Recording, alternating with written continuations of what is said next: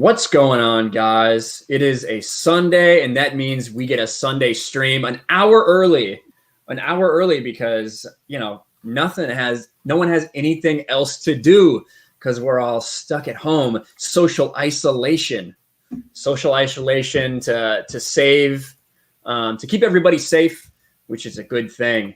But this is Ryan Kinel with RK Outpost. Thank you all for being here. We've got 38 people in the chat already waiting for this. And I think there's a lot of people sitting at home with nothing else to do, no sports to watch, nothing going on. So we're going to try to keep you guys entertained, keep it a little light, maybe talk about a couple serious things. But other than that, just have a good time. But I have a couple people with me today, including Stieg Kenobi. Stieg, hello there. Hello there. How are you doing, buddy? Doing quite well. Happy to be here with all you people, good company. So it's a good Sunday so far. That's true. Now, Stieg has been in self-isolation because he may just, in fact, have the corona. How are you feeling over that? He's patient zero. Motherfucker started the whole thing. Started it all. Yeah. 95% certainty I have the corona. I just didn't bother getting the actual test. But I was told to go into quarantine, really. Avoid people and stay at home. And I feel fine now. The fever broke after 4 or 5 days.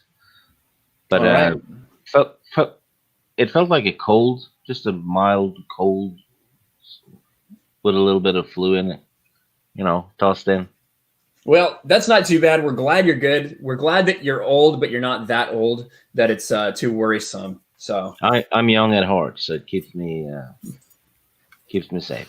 Keeps you protected. Good to hear. Good to hear. And we also have Ord's board with us. Ord's, how's it going, man? It's going good. Been a little bit crazy today. They got one confirmed case in my county now, so everyone's kind of losing their minds. So I figured I'd come hang out with you guys and get away from that nonsense. Perfect. I think that's what a lot of people are going to choose to do during these times, for sure. But glad to have you here. Thank you, sir. We also, last but certainly not least, Midnight's Edge After Dark, Tom Connors. How are you doing, sir? I'm doing the best I can. How are you guys? I'm doing good. I'm feeling good. The gym's a lot more empty. I've got my hand sanitizer with me whenever I go there, just to be a little extra. Go to the safe. gym in a hazmat suit? No, I just go to normally, but I try not to, touch my face nearly as much. I kind of like it. It makes me sweat. Actually, it's like I'm running around in a portable sauna. It's amazing. The nervous sweats and the workout sweats. Exactly. That's true. It keeps your heart rate elevated. That's another thing this virus does. So, I want to be able to do that, burn more calories. Speaking of the virus, I'm going to go ahead and have a drink. I might as well just partake. I was wondering when somebody was going to do that. I mean, I can't not. I mean, we'll try it out. Maybe I'll get infected. I heard that like 37% of Americans when this first started thought that it had something to do with it. But hopefully I will be safe. Yeah, because if you drink that shit, you throw up. That's why. I think there's people who still think that that's what that's from. This whole virus is from that beer. I kind of wonder myself if just because coronavirus is a thing, people are going to associate it with it and just in their heads not want to buy it. They already have. I've been seeing some crazy stuff about 5G wave frequencies or some crap like that.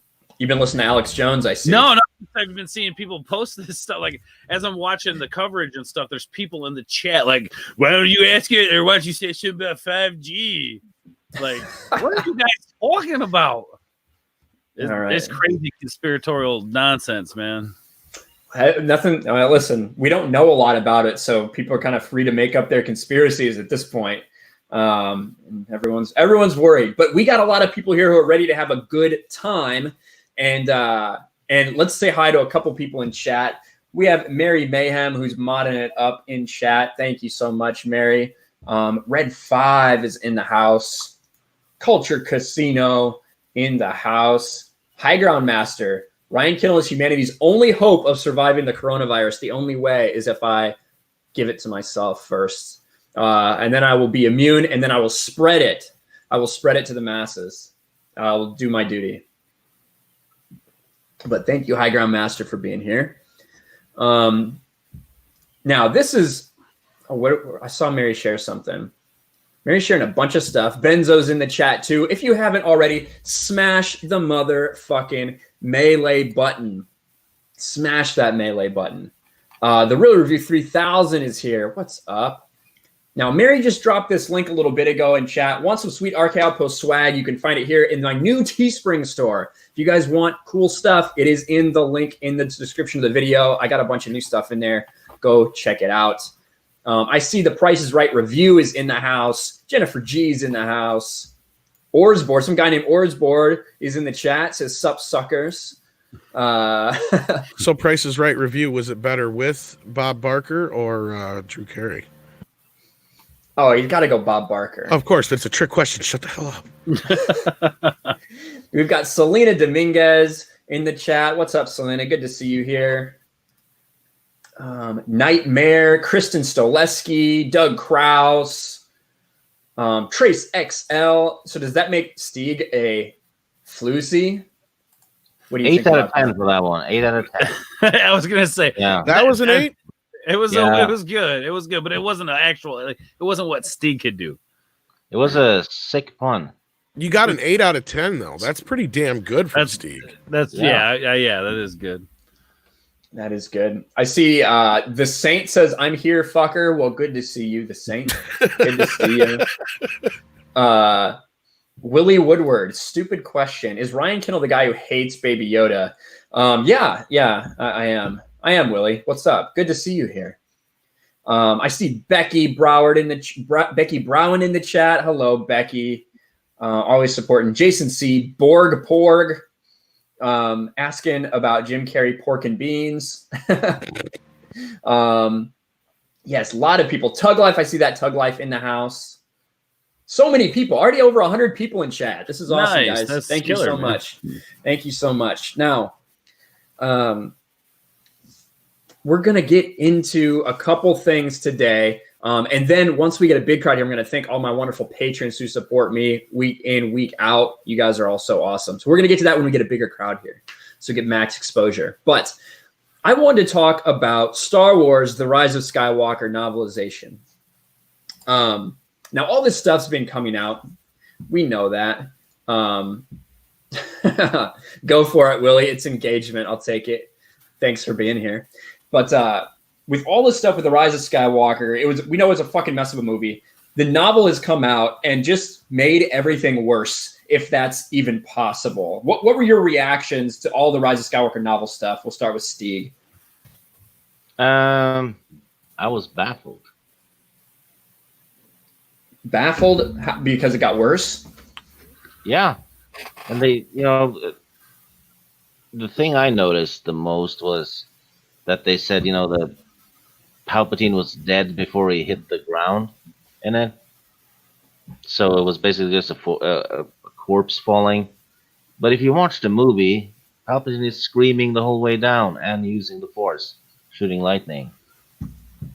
So the writer didn't even watch the movie, I think. Yeah, that is interesting because in Return of the Jedi, you're right. He is screaming literally all the way down into the moment he explodes, and he's shooting lightning as well. So that is curious. That was one of the definitely the things that stuck out in my mind. Actually, it actually makes no sense because the Force surrounds all living things. So a corpse shouldn't even be able to do the Force, use the Force. That's a good point. I always have good points. Generally, you do. Yeah, and I think that's kind of the consensus. Except for that basically. time you went and got coronavirus like a dumbass. That's true. Stiggy's the only one we know that has fucking coronavirus. That's true. That's true. I love Stieg. I see Willie in the chat. I'm just giving you a hard time, Willie. You're good, man. I thought I was going to lose him. I cried. No, Viking would drink. I know. I can't remember that. Snatchface says, "Dude in the bottom right corner looks like Poe Dameron if he didn't shave or cut his hair for years." You talking about me? You are the bottom right. You're the only one in the bottom right. Well, I guess I don't know how I should take that. Sure. So I was thinking more of a young Willie Nelson, but now we're talking. That's now true. We're talking. Now we're talking. That's true. Now, so Or, what were your thoughts? I've talked to Stig about it before. I don't know if I've ever specifically talked to you about it, about how like all these revelations about the Palpatine clone business, about the grateful kiss or whatever the fuck that the gratitude Rey and Kylo had, the kiss of gratitude. It Yeah, sounds like all those memes that came out and stuff. I guess here's how I look at it. I really haven't been paying much attention to it lately, but were we surprised that it was all going to be changed again? I mean, isn't this what that Disney's been doing, is like allowing things to just be retconned and changed and you know, just completely change everything that doesn't make any sense here to basically make no more sense than what we did, you know, going into it. So I don't know, man, it's frustrating, and I really haven't been paying a lot of attention to it because it's like how stupid can it get, you know? It's almost like they're go ahead, Steve. This trilogy is actually the first movie trilogy that has DLC. Right? Every week we find out something new. It's not a bad deal, I guess. If you It's think funny about you it say that, because way. that leads into what I was going to say. It's like, first and foremost, I'll say what I always say when Rob and I, this is our mantra. We do not do homework to watch movies. Okay? We hate doing homework. If we have to watch a stupid thing online like Alien made us do, or fucking buy a book or a comic book, then you have failed. You have failed at your job, sir. You have not told a cohesive story then. And that's the thing. It's like, are they actively trying to piss off every fan base they do have? You know, it was bad enough. Not only did they piss us off, then they had to piss off the Raylos. Then they had to double the piss off of the Raylos by doing this. And it was like, okay, so are you trying to get us back on board, or what are you doing with this? I don't even understand anymore. You know, it's like somebody who kills somebody and then they accidentally kill somebody else because they know they're going to tell on them, but that person just before they kill them said, "Oh, I'm not going to kill you or tell on you," and then you kill them. You know, it's like, oh shit, I'm not going to kill somebody else or something. Yeah, they don't even know what they're doing anymore. You know, it's like with the storytelling and stuff like that. Comic books, the novels, and things like that are supposed to expand upon what the original idea was, instead of trying to fix what had already happened, because then that's frustrating. Sorry, go on. Right. No. I was getting lost in my own analogy because that's how fucking convoluted this even right. If you're with me, Raging Rhino, then you're a much smarter man than me, because I confused myself. You know, the whole problem comes from Disney having removed the foundation of the Star Wars universe before they started the sequel trilogy. And you can't build unless you have a foundation, right? And they hired, you know, basically carpenters that have never held a hammer before to do it. Yeah, that's a better analogy than my garbage. I guess what frustrates me is it's like, after something comes out, the fans come out against it, but yeah, they keep doing the same thing.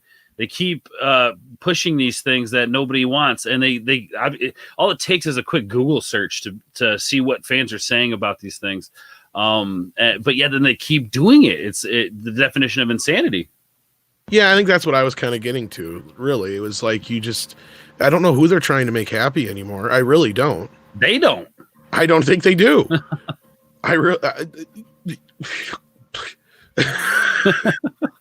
And that's the real thing. Even with the movie itself, we saw that, right? And I've got a couple super chats here. First of all, hello, Senate.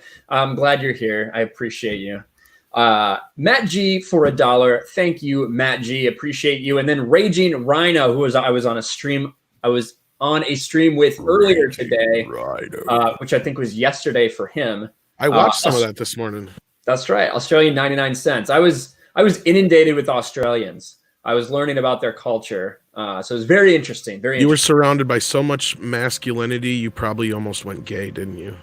Almost. Yeah, it has a boomerang effect. Almost. He's like, I totally went to the dark side. Why do you think I didn't watch it? Because I didn't want to put myself in that situation. I know. I was feeling myself feel like, oh, man. I have That's a true. question for the panel, though. What's the question? I'm ready. It's relevant to Star Wars and a lot of other new stuff that's tanking. Do you think social media might be doing harm in this case? Because if you look at those people's Twitters, they have an echo chamber. Yes. Well, especially when they start blocking anyone that criticizes them. Yeah. Yeah, exactly. So they're only listening to the people who suck up to them anyway, which is actually not as many as one would think. They're just very visible because they're on their Twitter, right? Yeah, no, you're not wrong, and we brought this up before too, Stieg, and it's very evident that they live in this little echo chamber. That a lot of these people that they listen to, they say the things that the artists or whatever you want to call them, the writers, the producers, whoever want to hear, but it's not doing the art any good. It's not doing the final product any good because those people that you're listening to in that echo chamber don't give a shit about your product. They aren't out there buying it. You can read most of these articles that are going after us. It's like, no, I actually haven't watched The Last Jedi, or I actually haven't watched The Rise of Skywalker, is usually the third or fourth line, Ryan? Usually it'll be maybe paragraph or something, but usually people that aren't familiar with it, but are basically judging us based on our perceptions of it. Well, real quick, you look at I think Wesley says in the chat, social media equals social disease. I think it's like anything, whether it be drugs, weapons, anything. It depends on the person yielding it.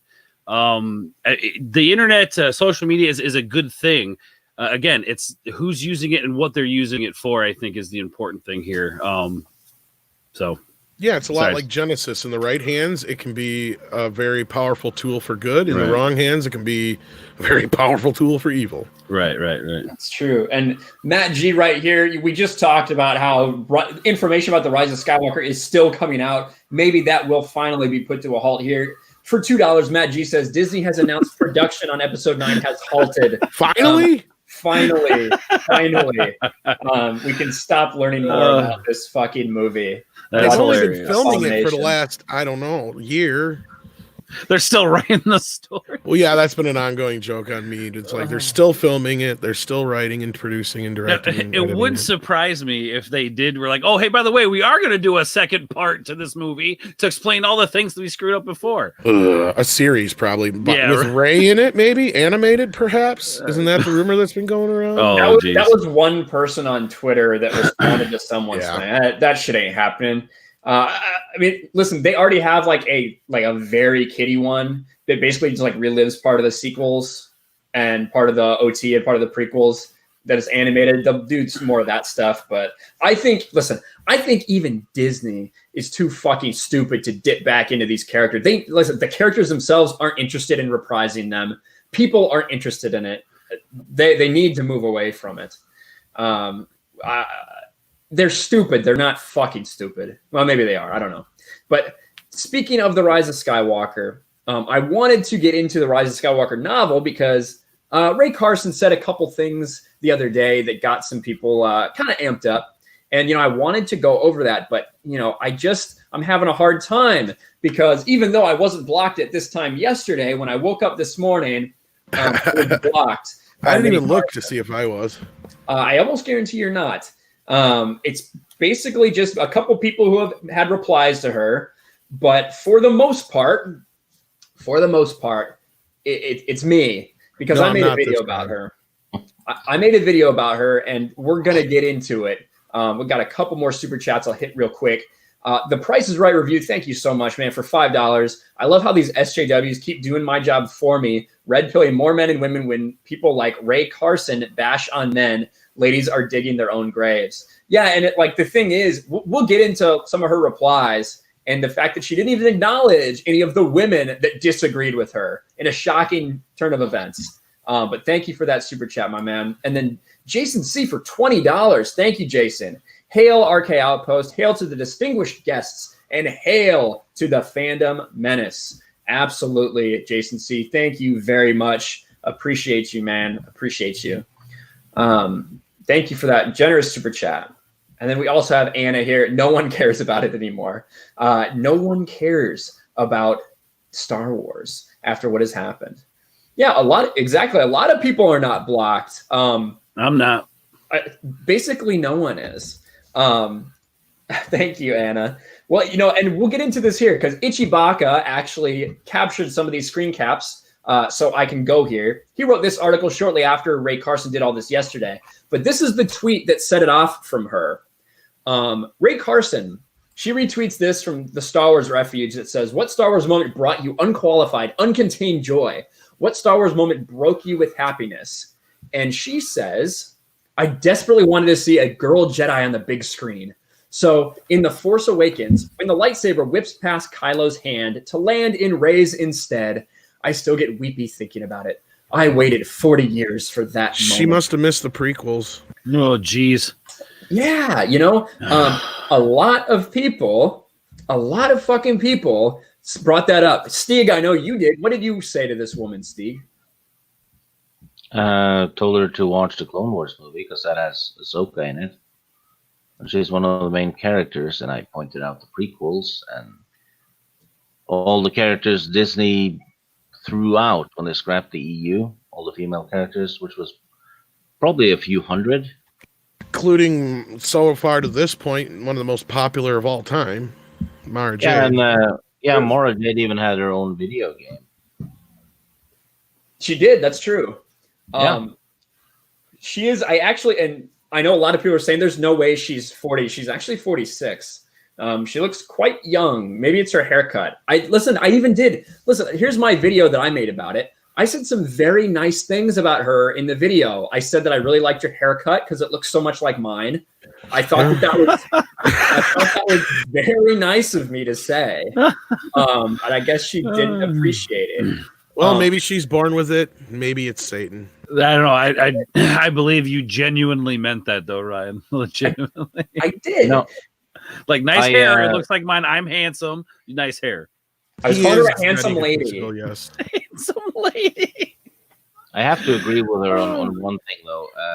It's been 6 movies, from the George Lucas era. Having one of the main characters be a female Jedi is an okay thing to ask for. It really is. Yeah.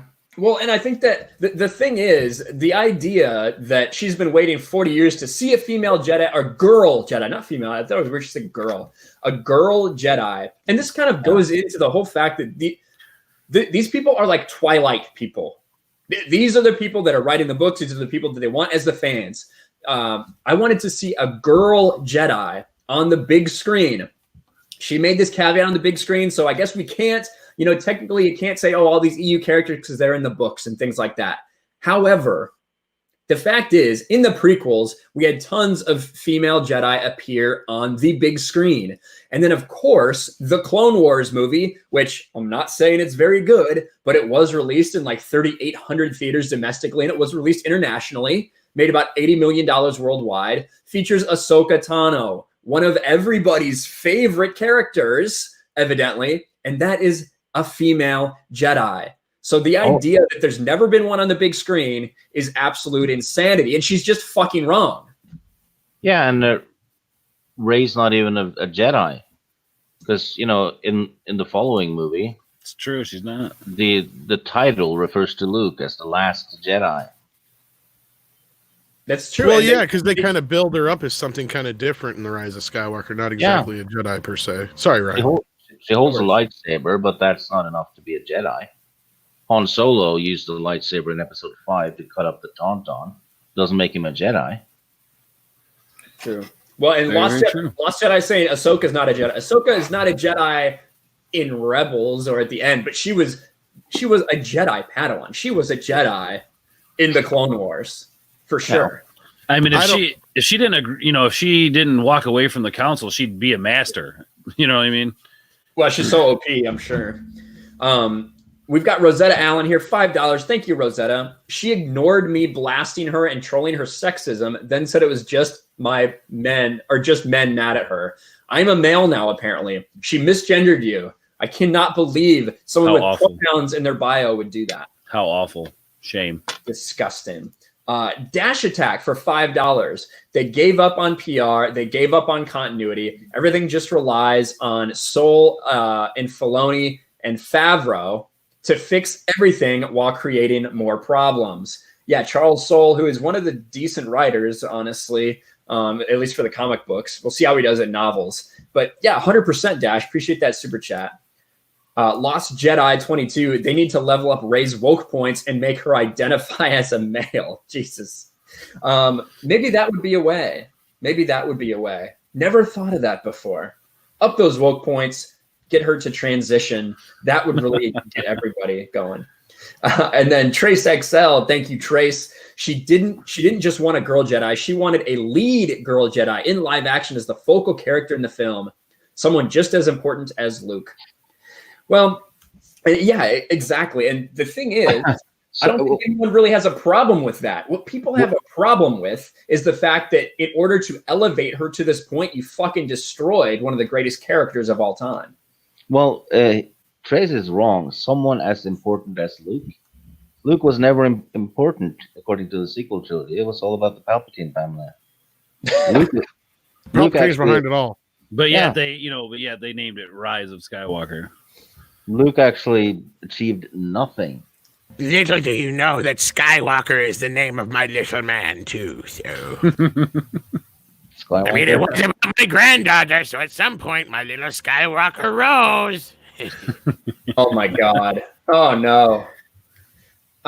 Jesus. Well, and then, so obviously, and Ichibaka, thank you. If you're not subscribed to Ichibaka's YouTube, if you don't check out Disney Star Wars is Dumb, I highly recommend you do. Because he always puts some good stuff up. He linked my video, and I do appreciate that. Obviously, the responses were a lot of responses of female characters. Yes, the Clone Wars movie. Look, right here.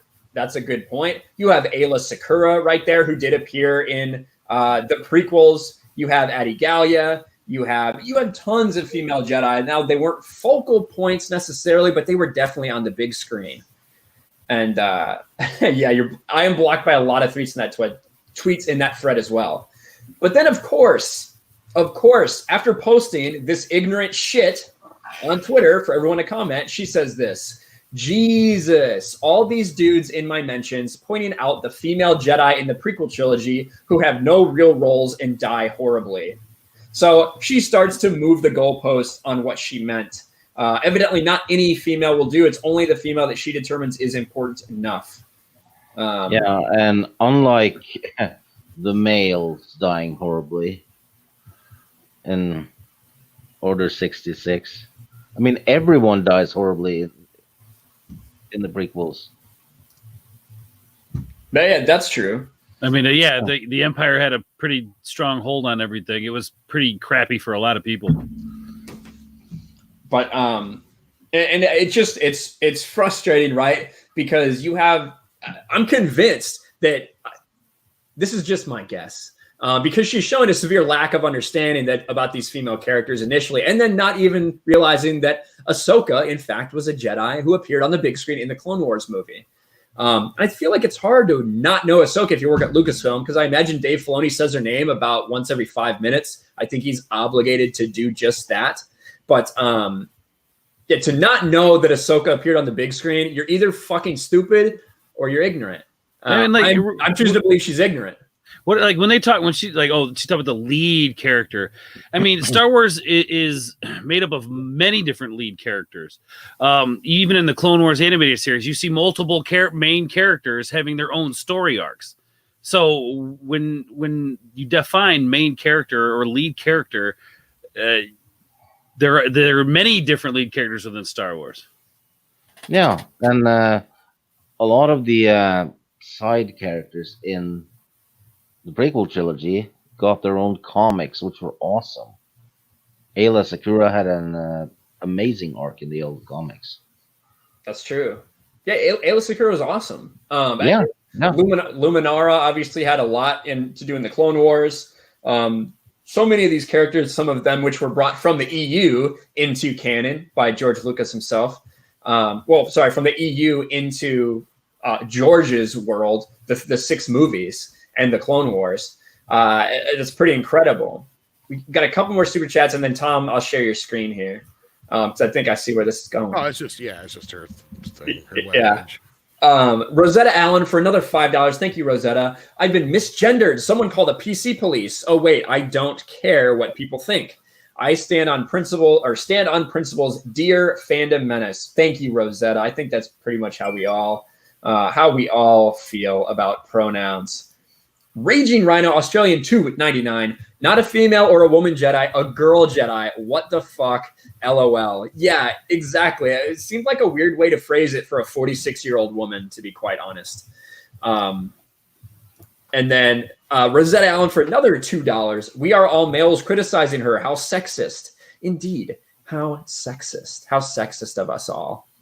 And then Terminus EST says for $5, I don't know about you, but I think Ray Carson and Kathleen Kennedy are secretly lovers, and Kathy must have named Ray after her. Oh, snap. There is some big brain theories right there. Big brain theories. I like it. I like it. You would have to assume that Kathy cares about anybody but herself then, though. Yeah. Oof. Maybe. I mean, I feel like she could care for someone. Like I said, her hair looks nice. I like her haircut. And then Tom's sharing his screen here. We have the Ray Carson website. Yay. Author of books for teens. Oh, geez. I think it'd still be good. You know, I don't know. You want a signed or personalized copy of The Rise of Skywalker Expanded Edition? Oh Changing Hand Bookstores has your back. You can order here. They ship just about anywhere. And you can indicate your signing preference in the comments when you check out. Does that mean you have no life and you can like sign a book on a whim and send it out yourself? Because that's pretty much what it sounds like to me. Basically. Well, and listen, I think that a lot of people may take advantage of that because this book is probably a lot less expensive than toilet paper on Amazon and eBay right now. True story. So I'm just saying. So if anybody needs toilet paper, order the book. And it might be worth giving that money to Disney just to wipe your ass with it, to be quite honest. But yeah, that's her website. What's that? Oh, Steeg's comments on there? Yeah. Well, on the I got the Twitter one up here now. Hang on. I went from that one to the Twitter. I didn't know. I thought it took me to there, but here you go. There we go. There's Steeg's comment. Women are pointing it out too. Or do women's opinion not count unless they agree with you? Boom! Steeg from the top. She's like, these is all these dudes in my mentions pointing out the female Jedi in the prequel trilogy who have no real roles and die horribly. Kind of like all the guys in Birds of Prey. Oh, God. It's how you could be rolling with the voices, dude. Oh, shit. He had Batman going last night, dude. Oh, don't even start. Yeah, the Batman. Once Batman starts, Batman never ends. Yeah. But I kind of want to. Sorry, go ahead. Well, no, go ahead. Finish your thought. No, I was going to say I kind of want to ask Batman what he thinks about all this, but we're not going to go there. Oh, I don't get him rolling on this chick. So, and then the thing is, so like I said, I was puzzled because I was basically the only one that got blocked. I didn't tag her. I wasn't in her mentions. I wasn't anything. I just simply shared it out there. I did put her name in my tweet. And then I woke up this morning, I was blocked by her. Now, it could be because I called her out for not knowing anything about Star Wars. Or it could be because I brought up a lot more than just that tweet in my video. And I'll go ahead and show you. And thanks again to Ichibaka for doing all this work. Ray Carson has a history of spouting off on Twitter.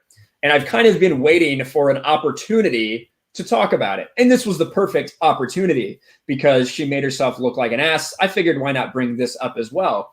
And it's because Ray Carson, in a fucking shocking turn of events, Ray Carson, just like every single fucking person that works at Lucasfilm, there's only two requirements. One, you don't know or don't give a fuck about Star Wars and ruining it. And two, that you have to hate white men. Those are basically the only two requirements to get you hired. And luckily, Ray Carson checks both fucking boxes because there are hundreds of tweets about her talking about white men. Absolutely shocking, isn't it? Which is very ironic since both Disney and Lucasfilm were created by white men. She's making money off both. Oh yeah, who would have thought? Who would have thought? Oh, she doesn't think that far ahead. She doesn't. You know what I'm saying? It's like the first thought that comes over her mouth goes out on Twitter without even thinking about it. Yeah, and that's the thing. And like, listen, I don't think she would tweet these things right now, to be honest. Now at her position at Lucasfilm, but I mean, we've seen people do it before. We've seen, Chuck Wendig spout off. We've seen Daniel Jose Older spout off, even though he's employed by Lucasfilm. So this is before. This is mostly 2015, 16, 17, 18. But so much talk about white people, about Isn't race. it funny how they don't give a shit if it's a white man signing their check, though? Right? Yeah. Oh yeah, 100%. That's not. Yeah, of course they were not going to care about that. We've got a couple super chats here quick. Adam Wofford, random question. Thrawn versus Picard. Wow. Well, I would like to say Thrawn, but it depends if you count Star Trek Picard. If you count Star Trek Picard, I don't know. It changes my opinion of Picard. But I'm going to say actually Picard, because Thrawn lost. He didn't get the job done. He got killed. Spoiler alert. Do I think that Thrawn's the better tactician and should win? Yes, but he didn't. EU Thrawn, though, not the stupid one from Rebels who Exactly. punched Smurfs. Exactly. That's a tough question, though. That's a fucking hard one. I don't know much about Thrawn, but I'd probably still put my money on Picard, especially if it's TNG Picard, because then he has a Worf and a Data. It's all about that teleport technology. That's true. You just fucking escape, yeah. But thank you for the super chat, Adam. Good question. It's really tough to answer. And then Rosetta Allen for $2. Why are the worst anti-white people also white? It must be their internalized white guilt, which she does talk about having. Narcissists always project. Well, yeah, and then let's go out on a limb and speak for another race of which I am not, as if you have a space for an opinion on it. That's my thing with it. Like, you don't speak for people that of a community you don't belong to. Yeah, exactly. And here you go. The Black Mass trailer shows a diverse cast. There are young white guys, short white guys, bald white guys, fat white guys. Oh, Jesus. Hashtag overheard. There you go. Here, this one's attacking not only cops, but also white people. I have a great premise idea for an episode of How to Get Away with Murder. Okay, here it goes. White guy becomes a cop. Very nice, very classy. This is back in 2014. She only had 15 likes on this tweet. That's sad for a verified account. Now, this one I want her to show proof of. At my last job, a guy without job experience started at 30% more than my start pay. But Thor is a girl, so white males have lost everything. Hashtag, I think JFC means Jesus fucking Christ. But I'm really interested to know what job you have where a guy with no experience started at 30% more than you. Let's see the receipts. Because I want to know about that. That sounds very interesting to me. I thought she was a writer. Look at the next one. Or a novelist, I should say. She's absolutely not over that. I'm so over racist, misogynist, homophobic white dudes and their non-apologies. That's not true. She's not over it. When was that posted? 2014? Still not over it. Still not over it. That tweet is now in the first grade and she's still not over it. That's some like Mitch Hedberg comedy right there. Listen, these things are in the past, so I didn't bring them up until she gave me a reason to, and she definitely gave me a fucking reason to yesterday with what she said. And honestly, up until this point, I felt a little bit for her because she was handed this fucking dog shit movie, this absolute crap movie that she had to write a novelization to and come up with a bunch of things to fix all these plot holes. Even though I don't like what she said, don't like her politics, don't like anything like that. All right, whatever, go ahead. But then you start talking and it's clear you don't know Star Wars. It's clear that all you care about are the men in your comments that disagree with you, not the women. So finally I had an opportunity to go dig this up. And yeah, a lot of people saying she didn't block me. She didn't block very many people. Pretty much just. No, it's pretty clear that she saw your video and she's probably listening right now. And I'll tell you this much of advice. Take the fucking money and run and shut the hell up and don't fucking talk to Star Wars fans. Don't. Just either don't talk to them or say, I'm sorry, you're right, and shut up. I mean, what do you think the stars of the movie did? They want nothing to do with it now. They took the money, it ran, and when they get asked questions, it's like, okay, moving on. Yeah, even JJ said, you know, when that one reporter's like, well, what do you do if a fan were to come up to you and say you were wrong about this or that and didn't like this or that or whatever, what you did to a character? You'd be like, oh, well, they're right. Because, of course, I'm wrong. You know, they're the fans. You know, that was the correct answer. That's the only way you can get out of that one without pissing everybody off. Because once you act like an entitled asshole who acts like they know more than the fans, then you're really asking for trouble. She uses the word white a lot. Yes, that's what I mean. That's what I said in my fucking video. Oh, they're obsessed with it. I'm like, there is no way that you could look through my Twitter history and search for any race, any race of people, and have it come up this much. This is absolutely fucking insane because normal people don't talk about this shit. Normal people don't care. Is if tomorrow Twitter finally realized how hypocritical they were and decided to count this shit as racism, which it is, how many of these fuckers would lose their mind because they get kicked off of Twitter? It's so insane because they keep saying that white people are privileged by default. I mean, look at Eastern European history. There's not much, privilege going on there at all. It's only that it's like they only think of America, I guess. Well, not only that, they think of America 50 years ago, for fuck's sake. Yeah. Right. I mean, World War II, very, very big on privilege, wasn't it?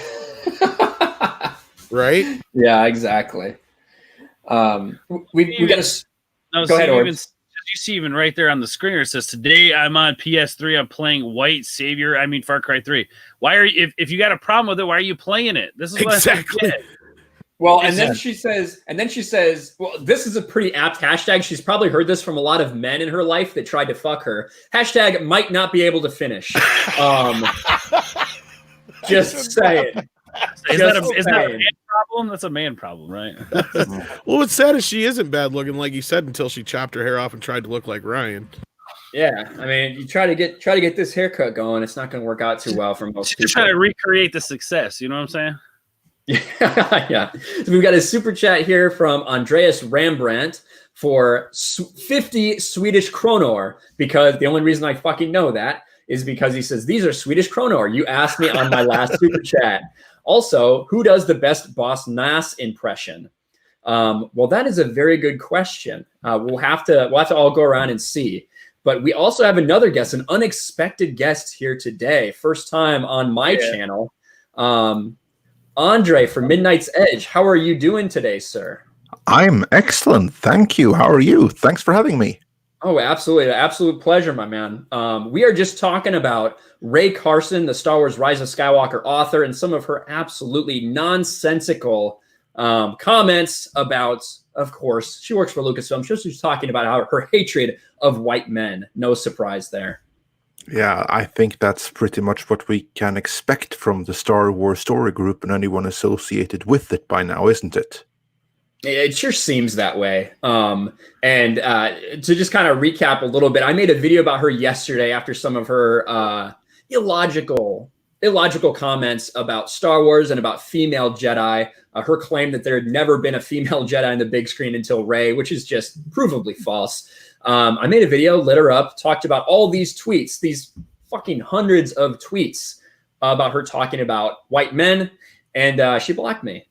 She hasn't really blocked anybody else, so I think she saw my video. Well, I guess that the truth hurts, doesn't it? Evidently, she's pretty sensitive about it. Well, what's funny is just before you got here, Andre, I said, you know what's funny is if Twitter actually quit being hypocrites and decided to actually see this for what it is actual racism, how many of these fuckers would lose their minds because they get kicked off of Twitter tomorrow? Yeah, but here's the thing, though, like racism is like the most stupid, overused, washed out, diluted word there is. I know, And but this is now I blatant think- white racism. Yeah, I know. No. But they've like changed the definition of the word so that it doesn't apply to whites. Oh, I know, just like Because- boomer. Yeah, exactly. Like if you like change that, it's not racism unless you have the institutional power of the white man behind you. Only then is it racism.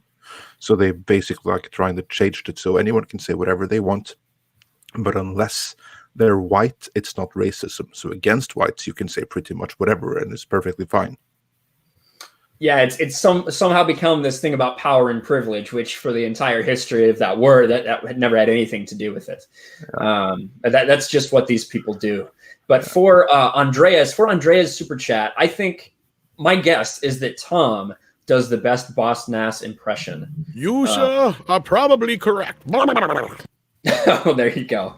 I don't know if anyone's going to beat that. But thank you for your super chat, Andreas. I appreciate you. $5 from the Price is Right review. I wish you could see my response. I just laid into her MGTOW style. LOL. I have respect for women when they earn it. So I had fun pissing Ray off. LOL. Well, you might be next to be blocked if you did that Price is Right review. That's funny. I'll have to check that out later. Again, I didn't tag her. I wasn't in her mentions or anything. Just made a video. Culture Casino for $2. They're dumb. We were done with racism in the 70s. There you go. Oh, yeah. Thank you, Culture Casino. For the most part, yeah. I mean, we brought this up on last night on I was on Yellow Flash's stream, and we're talking about, like, you know, all these kids act like everybody's so racist now. None of them are even old enough to remember when segregation was still a thing. Even post-civil rights movement, you know, up through like the 80s and stuff, it was still kind of a thing in the South. You know, and things have changed now. I don't think they've never actually faced any real persecution where they feel this like insensitive need to be a victim all the time, but they never really have been one.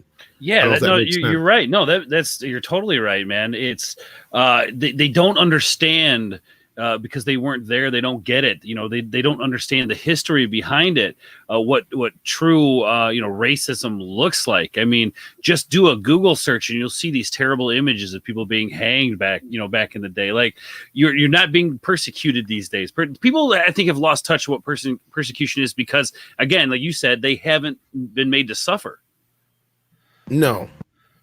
And there's one other factor to consider as well. All of these people, they subscribe to a certain political ideology, basically, which is practically like a religion. Like their whole life view is centered around intersectionality and the study of victimhood and the belief that a human's value is assigned by their level of victimhood. And from that ideology's point of view, white men in particular are the absolute bottom of the barrel and should ideally be eliminated. So yeah, there's that to it as well, that these are practically religious fanatics. Yeah, and I think we can all agree that there's always going to be some percentage of crazy people in the world one way or another. There's people that think the world is flat. You know, there's going to be people that believe something, but far and away, the vast majority of society has rejected so many of these things that were commonplace so long ago. So it is ridiculous for them to point to these things and try to make it smear the entire group of us as though we feel that way. And I think everyone can see that clearly. Sorry. Go ahead, Steve. Isn't it really ironic, though, that the people who are calling others privileged are doing it from their cell phones, which is basically a device that gives you access to all the information in the world? Oh yeah, I brought that up, and first we call them keyboard warriors or the Twitterati because they don't do anything, and the ones that actually have done anything at all has gone out and scream at the sun naked and think they're doing something for climate change. I'm not sure what it is, but at least the hippies, as bad of a rep they get for being lazy and whatnot. At least they actually got out there and, you know, tried to change things in Congress by trying to pass laws, and, you know, their protests actually meant something. I don't think these kids actually know what they're doing. It's like they're yelling way too loud, but not going the distance, man. They're not, you know what I mean? Like the how much noise can we make? Well, you know, nut up or shut up. Oh, well, no, I'm good here on the internet. Exactly. Yeah, exactly. That's my point. Is they when it actually comes to doing something, right? They first of all either just that ignorant they don't know what to do, or they're just that lazy. Well, you know, to be fair, though, to be fair, in their defense, many of them actually do something. The problem isn't just what they do themselves, it's their lack of vision and their lack of ability to see the bigger picture. Because many of the people like that, they are very happy to do some kind of sacrifice for themselves, and they're even happier to force others to do sacrifices that they want them to see. However, where the vision stops is in this is not going to matter in the bigger scheme of things. You can do something in your local environment where you can set back your economy, you can make life much more difficult, and you can do some nice principled actions. You can say, we took a stand, we did this, and it's not going to make a licking difference in the bigger problem to begin with. Yeah, you are right. Because I know I've seen like the video of where like when they had the pipeline thing with the Native Americans that were protesting, you know, you had some well-meaning people try to bring them like some bottled water and a few other things, but they're like, no, thank you, we don't need that. We have water, we have this, that. You want to help us make a difference in Congress? You want to help us do this, do that? All this is going to do is just add garbage to our land. We don't need this crap. Exactly. You know, and you're right. It's the I'll rephrase what I was saying. It's the ignorance of the situation where, like I was saying before, they don't totally understand the history of things. They don't even do the research. And it even pisses me off my own kid, because I've said it to him I don't know how many times. It's like, you know, if we'd have had that phone in our hands when we were kids, we'd be the smartest generation in the world. Oh, totally. Because you have every literal answer you could ever ask for right there. And we never had that. You know, I go to my mom and ask her this, that, or the other. She's like, well, go look it up in the encyclopedia, or go down to the library and check it out. I don't know. I mean, you're absolutely right. I mean, in a world where we have literally all of human knowledge in the palm of our hand, there's no excuse for ignorance. But yet it's like more so now than it was when we were younger. It's true. It's true. It's very true. And that's actually because we have the information so easily available. Tom, you hit on something very important then, because you didn't have the information. You actually had to make an effort to go out and find it. Now we can punch in everything in a calculator. What that means is that we no longer develop our analytical skills, because we no longer have to learn to do maths and calculus in our own heads.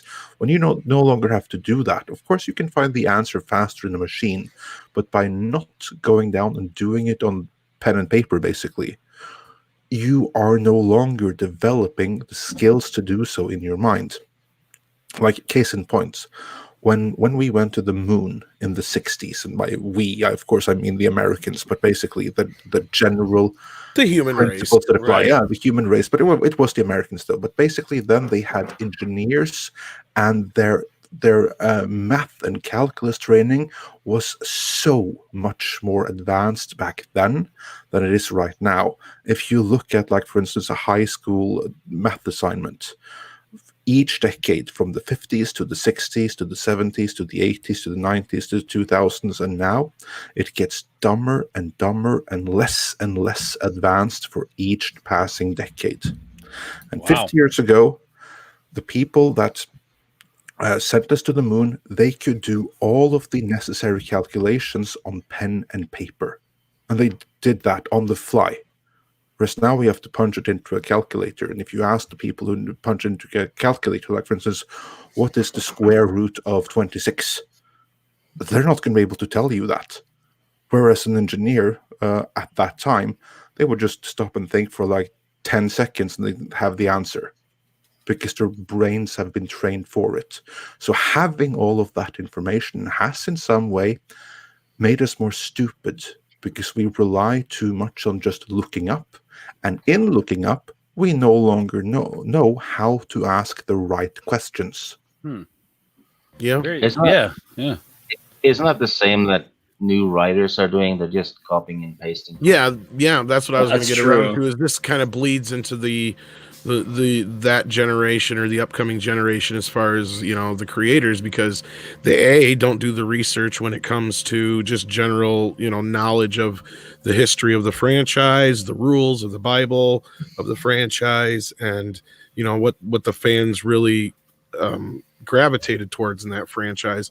Instead, they just say, "Oh, I've got this big thing as a platform now, and I can push my agenda or push my thoughts." Yeah, exactly. Then instead, you have like basically some narcissists who grew up with everyone telling them how special they were, that grew up to feeling so incredibly high about themselves that they have a vision that must be preserved. So they just go and do their own thing because that's what they think is okay, even though it's really, really lame and stupid. And if you go beyond that, if you just look at journalists, what's most journalism today is like copying other things. It's very seldom actual investigative journalism, and it's very seldom asking the right follow-up questions.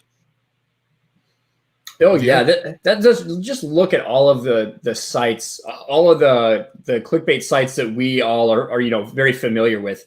They all just copy each other. That's all it is. Every article is just a copy and paste. They never do any research. They just take what it is. They say, "Hey, Hollywood Reporter reported this," and they basically just reword the entire thing and make an article for themselves. That's actually what led to the direct creation of Midnight's Edge.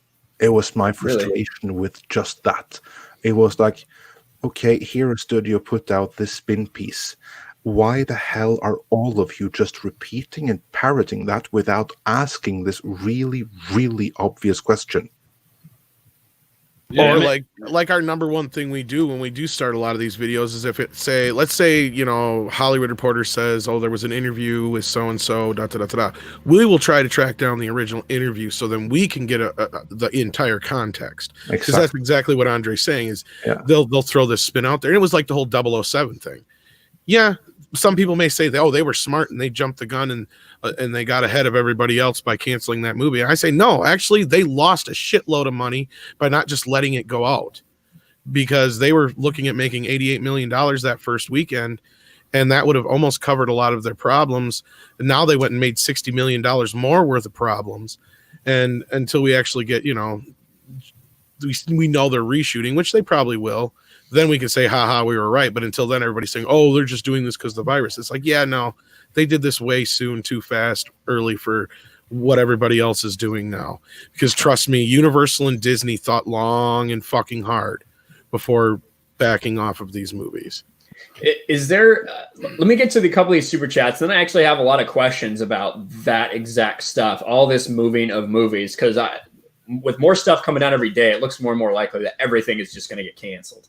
Well, real quick, just want to make a point to what they were talking about. And you're right. It's the reason why channels like Midnight's Edge and RK Outpost exist. It's the rise up from that, and why people watch these channels is to gain honest, forward information as opposed to what's being put out there in the mainstream. And that's why channels like this are successful, because people want the truth. They want raw, real opinion. So just wanted to make that point. Yeah, that's true. And I appreciate it. Or instead of the copy and paste that you get from all the clickbait stuff. Right. So Rosetta for $5. Again, thank you, Rosetta. She can stop attacking my Irish side. She can stop speaking for my native side and stop bashing men and embarrassing our gender. Well said, Rosetta. She don't pull no punches. That's Rosetta. That's for sure. 52 movies a year for $4.99. Thank you very much, sir or ma'am. Based on my analytics, probably sir. But I'm sorry if I misgendered you. If you want to change American media instantly, ban the words like and literally from all media. And then Andre thumbs up right there. Well, thank you very much, 52 movies a year. And thank you, I guess. Yeah. I don't know about literally, because I do love to use literally, but I do know some... there are a lot of people out there who use it too much. But like is kind of a... Like, totally, yeah. Especially in that respect. If you're speaking, I get it. If you're tweeting out, like, You don't. That's something you. That's like a pause. I just said it. That's a pause word, right? That's something you use when you're trying to think of something to say next. It's like or when you're trying to describe something. You shouldn't be writing it in a tweet because you sound like an idiot, in my opinion. Like totally. Adam Wofford for $5. Andre is our version of Doctor Doom in our universe. He is waiting for the virus to blow over so he can take over. Doomcock is just a puppet of Andre. Wow. Those are fighting. Those are some serious allegations, Andre. How do you respond? I respond with, I've heard similar stuff like that before. It's actually funny, you know. The first time I spoke with Robert Meyer Burnett, absolute first, this is a fun story. The first time I spoke with him, he didn't greet me by saying hi or anything. No. His first words to me were, "Are you Doomcock?" Oh, really? Interesting. Oh, Rob and I have been accused of it too. So answer is no. I am not Doomcock, and I am, and he is not a puppet of mine. We are both independent rulers, and he has promised me the Nordic region when he takes over the world. Nice. I'm happy with that because that's all I want. Nice. There you go. That's desired property right there. I understand. Well, there you go, Adam. Straight from the horse's mouth. That's a very firm denial. So there you go. Take that for what you will. Raging Rhino doesn't say anything about Australian 99 cents. Thank you very much, sir. The Gilk Man, Thomas Gilkey, for $1.99. Love this panel. Hail, beautiful people. Well, hail yourself, Thomas. Appreciate you, buddy. Thanks for supporting. Thanks for always supporting everybody in the Fandom Menace. Oh, he's awesome, man. He's so cool. Oh, yeah. absolutely. And then Fatal J for $2. I ran out of toilet paper 2 weeks ago. Jay. See, he could have took that $2 and went and found a couple of sheets of paper, but now, well, I guess you can now, right? All right, Jay. I tell you what, I got some toilet paper here. I'll sell it to you, $20 a roll. It's a deal. That's a good deal right now. About 2 weeks ago, I saw Fatal grabbing 2 huge things on the Dark Council. 2 huge things of toilet paper. So we must have been eating a lot of burritos and Taco Bell and stuff like that to run out so quick. That's all I'm saying, Fatal. Hey, when you eat a lot of Taco Bell, it happens, man. Trust me. I know this for a fact. Don't ask how I know, though. I saw the evidence. But thank you for the super chat, Fatal. Rosetta Allen for another $2. The one time should be said is, I like this. Yeah. There you go. It's sometimes hard to not say it in conversation, for me at least. But definitely as far as when you're writing something in an article, sometimes when I see articles written like that, it drives me absolutely crazy that anyone would think that's acceptable to write a news article like that. And then Trev Fishbean for Canadian $2. Just go buy a bidet. A bidet. A bidet. I'm a fucking idiot. No, a bidet. I did the same thing yesterday. Yeah, No. The rest of us had to correct Tom, so don't worry about it. It's bidet is French. Yeah, so a bidet. Yes, if you run out of toilet paper, just go buy. You can do a homemade one. Just get a water bottle with a little squirt thing on the end. I say most people, as long as you got running water, you can wash your ass. Yeah, I'll say, here's my thing. If you can't find toilet paper, you go to the plumbing section. They have these shower heads that have hoses on them that you can pull off and move around and, get your crevices. You know what I'm saying? So do that, guys. It's not difficult. There you go. Thank you for the super chat. Well, we were saying that's like, the craze of it all. It's like, look, guys, that's one of the easiest things to improvise, and most likely one of the last things we're really going to run out of. The only reason stores are running out of it is because everybody's going at the same fucking time to buy toilet paper. Yeah, that's why. Well, that's the thing. They've even said that, like, oh, hey, there's plenty of supplies. We just have to shut the stores down overnight to restock it. That's it. Exactly. That's what I find so amazing, because toilet paper is one of the comparatively few things that is still made locally in the US. It is something where production can easily be scaled, so if they want to triple production, they can do that easily. You're not going to run out of toilet paper. You're going to run out of plenty other things, but not toilet paper. So of all the things to hoard, toilet paper need not be on the top 10 list, let's say. That you can just assume you're going to get. I think that the reason for the panic for toilet paper is because people are buying it to prepare to be inside for quite a while. But the thing is, unlike with things like soup, you can have 200 cans of tomato soup on one shelf and not even notice when a couple people grab something. When a couple people grab the 48 rolls of toilet paper, that's true. That's so big and bulky that it looks like it's like running out so fast. And I think that's kind of what caused the panic for most people. They saw it going. Same thing with like water. You know, you can only stack so many things of water in these aisles. Whereas, what blows my mind is that people are forgetting. It's like the major retailers, and they're fighting over major retailers. Go to the gas station down the street. You go down the one down my house, the whole aisle rack full of water bottles of water. Like people, I don't know, for whatever reason, it's this obsession with these big box stores that people are stabbing each other with wine bottles over stuff when you could literally go down the street to the gas station and get it is what you're looking for.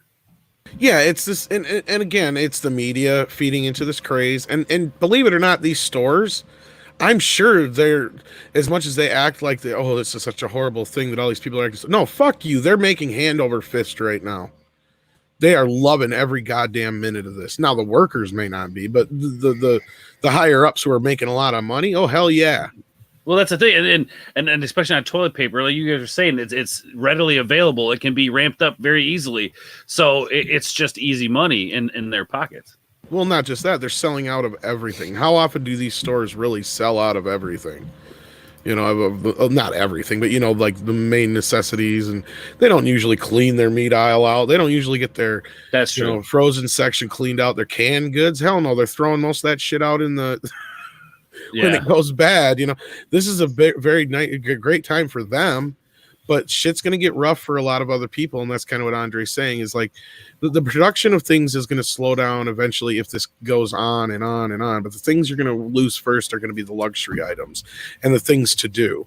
Like the theaters are going to be like closing soon, probably eventually. And, you know, things like that. Then there'll be bars and dance clubs and shit like that. And, you know, other places like that'll start closing down. Then it'll start being stores, and then the manufacturing will slow down. So then other people will lose their jobs. It's going to, you know, it'll take time, but if it keeps going on and on like that, that's the shit you need to worry about, not toilet paper. Let me ask you this.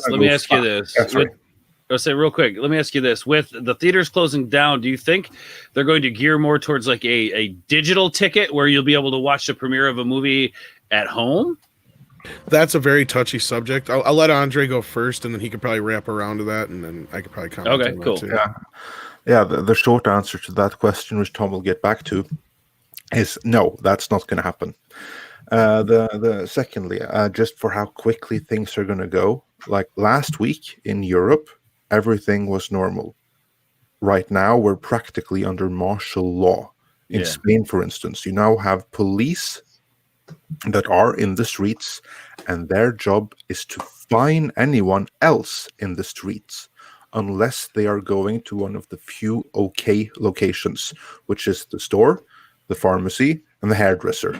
For some weird reason, those are the three things that you're allowed to go out to. If you're not going to any of those, you are basically breaching curfew, no matter what time of day it is, and you'll be fined for it. Wow. In Norway, there has been talk that where I'm from, there has been some talk that if you, for instance, now host a private party with your friends, that may carry a 2-year prison sentence. Whoa. So right now, they're basically just trusting people to isolate themselves inside. And that is why they've basically shut down society. All the schools are closed. All the kindergartens are closed. This happened like between Thursday and Friday. And the entire society shut down. And everyone has basically been given the not order, but the recommendation to self-quarantine.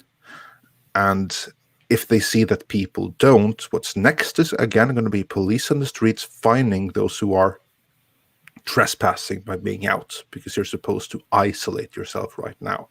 That could be the reality in the States before you know it. Yeah, so we have just today, just today, a lot of states have come on with the order to whether they're closing or limiting hours for places like bars and restaurants, whether they're limiting staff that are able to be there. I don't think what you're talking about is very far behind, where they're going to put a curfew on towns, limit traffic between states. One other thing they did today, just to carry on, they also announced like an emergency package, basically the equivalent of approximately $10 billion that are going to be given by way of loans to small, medium-sized, and large companies that now have to release all their employees because there's nothing to do, because everything is ground to a halt. Like, for instance, the largest airline, which employs more than slightly less than 11,000 people across the entire Nordic region. Well, 10,000 of them are right now being put on leave from their job. That's leave without pay from their employer, although, of course, this is like halfway socialist, so they'll still have like the government backing them up then. But so the company won't go under. The incentive package is already in place. They're already prepared for the long haul here, and this is going to be expensive. And they know there's going to be bankruptcies, but they want to try to mitigate it by instituting then these payment packages. Yeah, that I think that's I think it's a good idea. Like for me, for instance, like I live in Illinois, and in Illinois, today they just basically said tomorrow all bars are shut only for, I think, pickup orders and drive-through things like that. Well, I'm a brewer. I brew beer for a living. Which it is fun when there's people to make drinks for. But yeah, so it's definitely going to affect me. And like I've already been talking to my boss about what's the plan. He's like, we're probably cutting hours. And like it's close to the public, so I can still go to work and do my thing. But if nobody's buying beer, I'm not going to work. so yeah, it's there are, like Ryan said, there are states that have actually implemented the closed bar restaurant policy.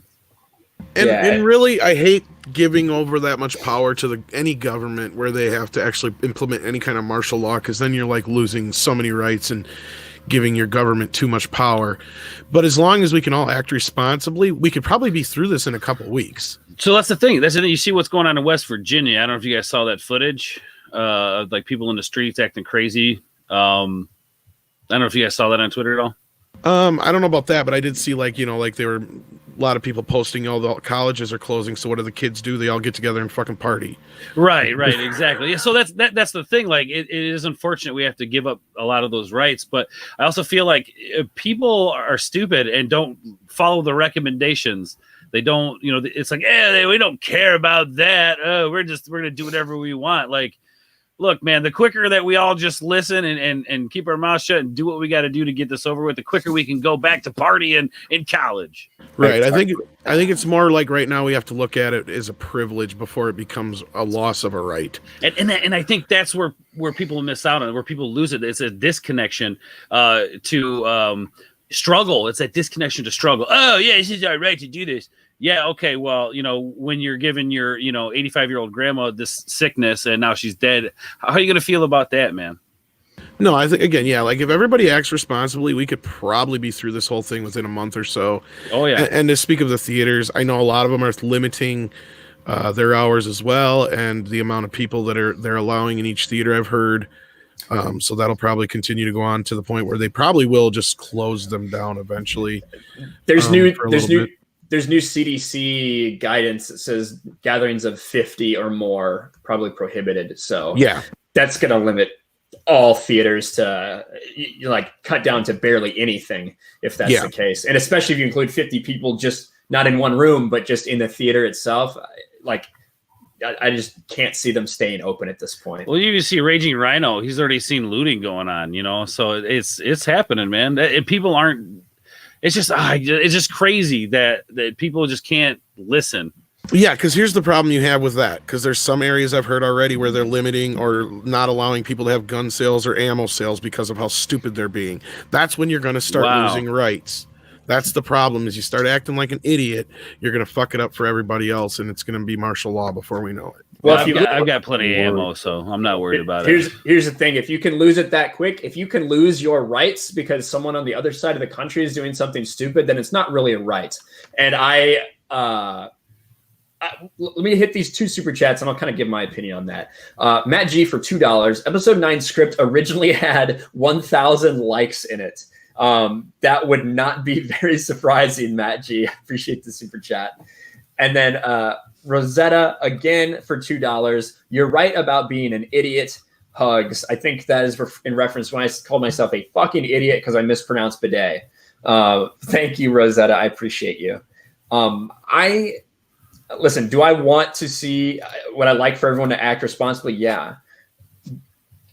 Do I think that the government should step in to drastically limit the rights of all people in the country to protect what seems to be a 1% of people that are vulnerable to this? That's kind of the question. I think it's an interesting question, especially depending on how long this thing could last. You're talking about forcing people to stay in their homes, not go out, not talk to anybody. It's pretty crazy. I would like to live in a society where everyone is responsible and stuff, but I don't know if that's realistic. Well, I'm not even personally suggesting that. I'm just personally suggesting that people be responsible. Don't go out and act like a fucking fool and grab, 10,000 pounds of toilet paper and not expect to get looked at funny or get screamed at or somebody try to steal your toilet paper because you're acting as crazy as they are. Stab you with a wine bottle, maybe? Stab you with a fucking wine bottle, yeah. I mean, and Andre, you were going to say something too. I don't know if that was pertinent to what I had said, or what was something else. Oh, the only thing I was going to do was throw you the continuation of the what's going to happen with the movie theaters and digital tickets as what's suggested. Here's the problem you have with this. Theaters are the movie industry's bread and butter. Now, granted, you take away that equation, they're stuck without making any money.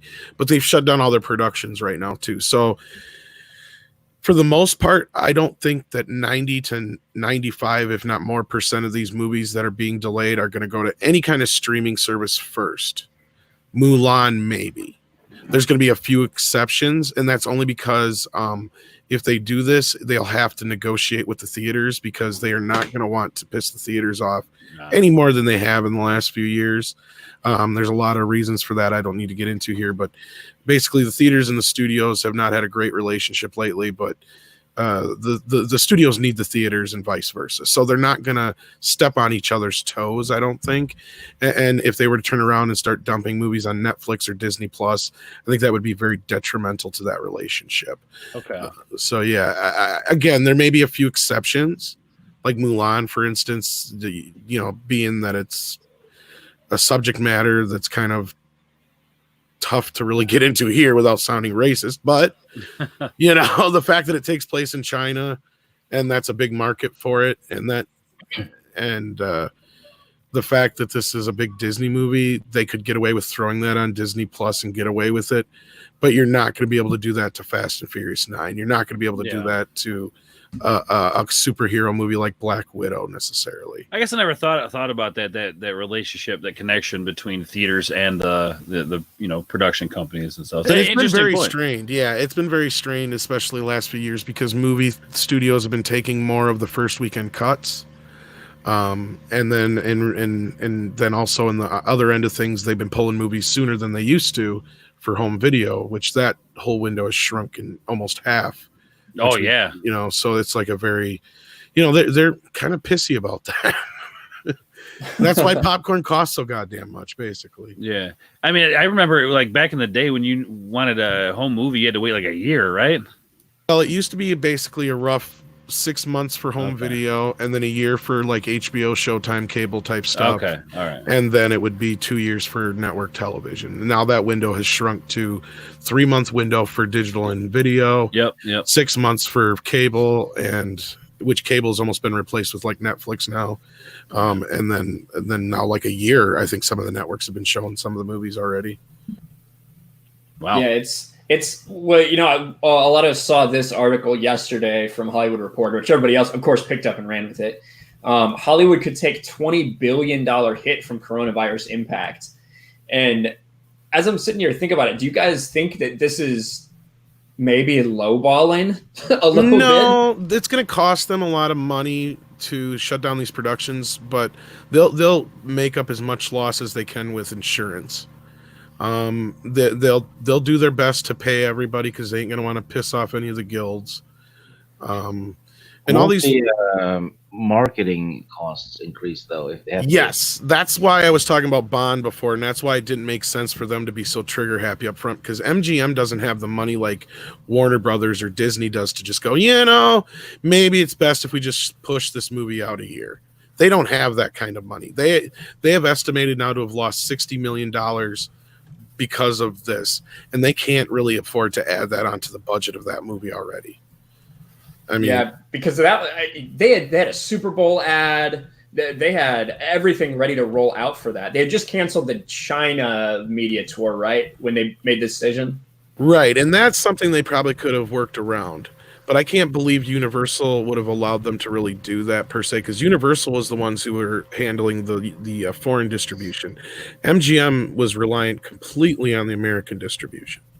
So they needed that big weekend they were looking at having. I can't imagine that this choice became because of the virus. And their tweet was even pretty elusive to that. And they knew the media was going to run with that. That's our problem with it. And our sources who have been really reliable to this point said flat out that they are going to do 2 weeks of reshoots on 2 key scenes because they had a bad test screening. And I've heard other places of bad test screenings though. So I think there's some truth to that. Again, it's a rumor, but I do think there's some truth to it. So basically there we're looking at the situation where the movie might have been pushed back anyway. So now that this whole corona thing happened, that was really convenient because that just made it all the easier to jump the gun. Of course, the problem right now is that they're going to have a problem doing the necessary reshoots when now suddenly just filming on set is a liability.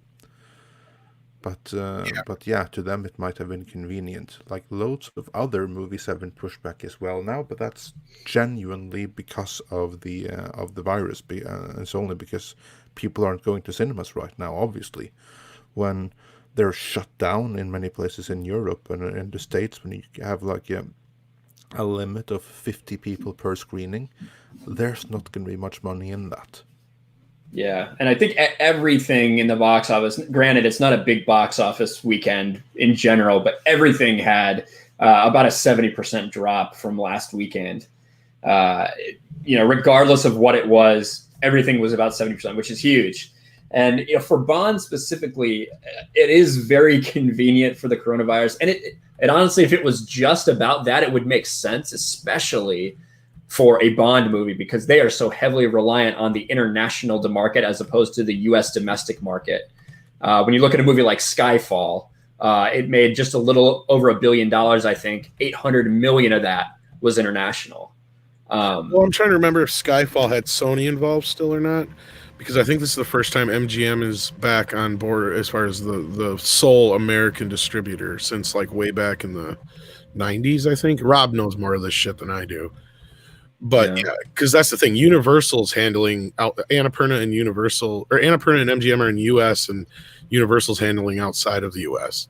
So that's all on Universal. That's all their money. The US is what MGM would get in their coffers. So I mean, it's kind of like a split deal. So do you guys, like, just going through looking at this article, they're obviously talking about No Time to Die a little bit. What do you see them releasing anything in theaters at all over the next 2 months? Black Widow right now is still slated, hasn't officially been moved. I think Disney's going to roll the dice on Black Widow unless it gets really bad the next week or two. Outside of that, yeah, you're going to see a big, huge slowdown. And then again, all these productions that are being pushed out, the year for Fast 9 makes sense, because whatever they have in production right now for next year is not going to be ready. So they're going to have Fast 9 instead. Moving No Time to Die out 7 months makes no sense whatsoever because you're putting it up against the Thanksgiving competition. Because most of those movies are going to be ready and done in time. That's the thing. I mean, a lot of these movies are going to be. A lot of the movies for the next 6 months are already done filming and in the can. And to show you how some of these productions are doing compared to others, Batman's only shutting down right now for 2 weeks. That's what they said. Yeah. As of right now. But that means tells me they've got confidence in that production, that things are going well and smooth, that they have a feeling that when this thing could blow over, that's one that's definitely going right back into production. Now it's a lot of these other movies and projects that are getting shoved to the back of the table that, well, that's a big deal because it's as anyone can tell you, and I'm sure Andre can bounce off of this, is a movie making its way to the big screen is a fucking miracle. It takes a million things to go right and only one thing to go wrong to make a movie go off the tracks. And something like this that is an outside force, especially if a movie's already behind budget, behind schedule, already having any kind of problems, it puts a big question mark as to whether or not it goes back into production once all this shit settles down. Exactly. As Tom said, it takes a million things to go right and only one thing to go wrong. Here, one big major external thing went wrong. For huge productions, like for instance the new Batman movie, which just had its production delayed by 2 weeks to begin with. I do not think it's going to resume in 2 weeks. Yeah, that Same will here. resume at some point. But that's a big major thing. Like a smaller, medium budget thing that someone had to fight 10 times as hard for, that maybe was ready to shoot in the next 3 months or so. That's unlikely to happen at all. If the brakes are pulled and suddenly the studio doesn't get the money that they had projected. Because remember, what happened right now is that at the very least, the first half of summer blockbuster season just got cancelled. That means that the revenue that the studio was counting on, for most of them, that's going to be hundreds of millions. They're not going to get those hundreds of millions. Their investors aren't going to get their monies back anytime soon.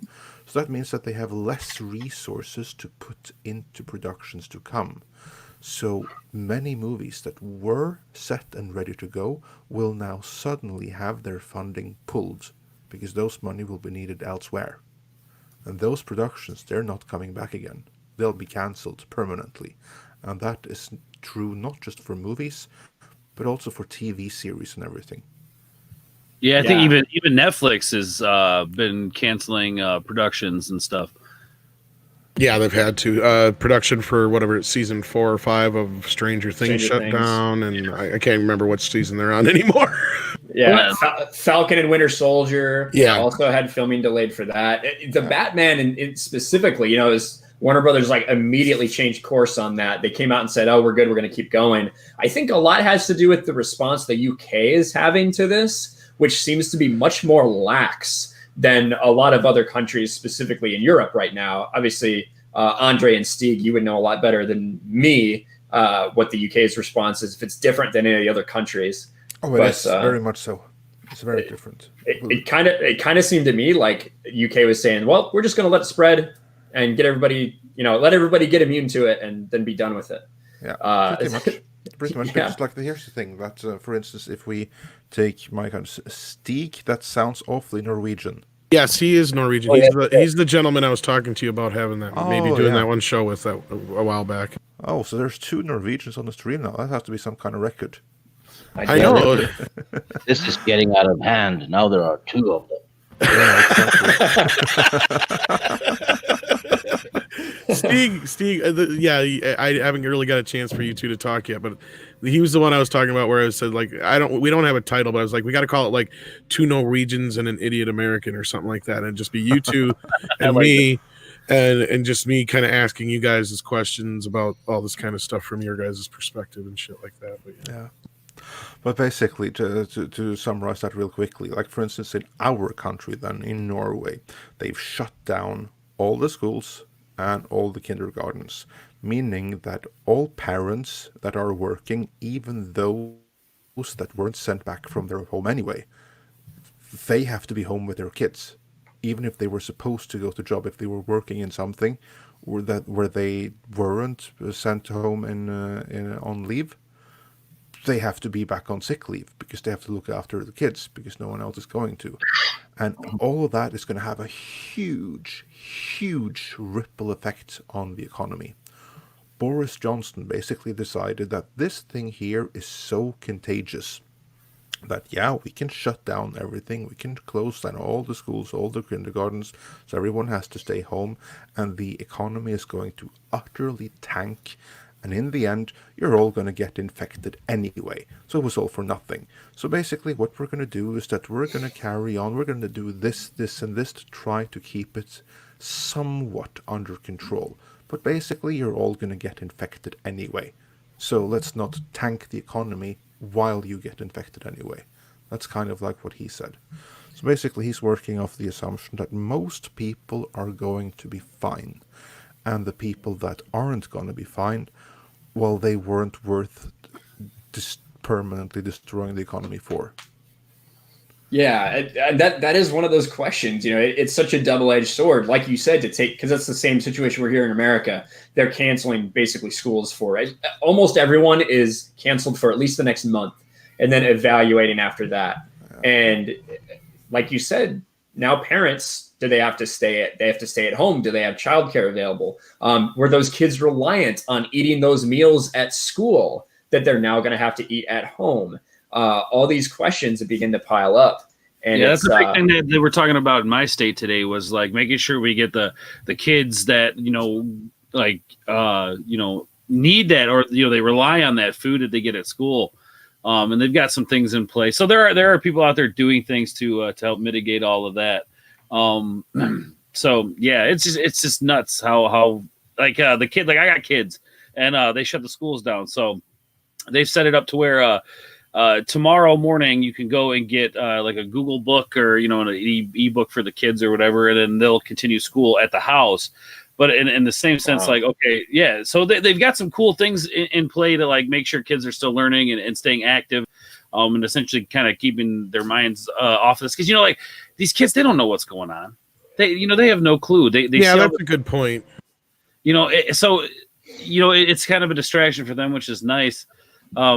Because they don't know what's going on. And, you know, I think about like my kid, like my ex, they live across town. So, you know, I'm bringing my kid back and forth here too with the girls' kids that stay here all the time. So there's just a lot of back and forth. And yeah, like she's trying to figure out with her work if she's going to have to take time off or if they're going to allow her to work from home.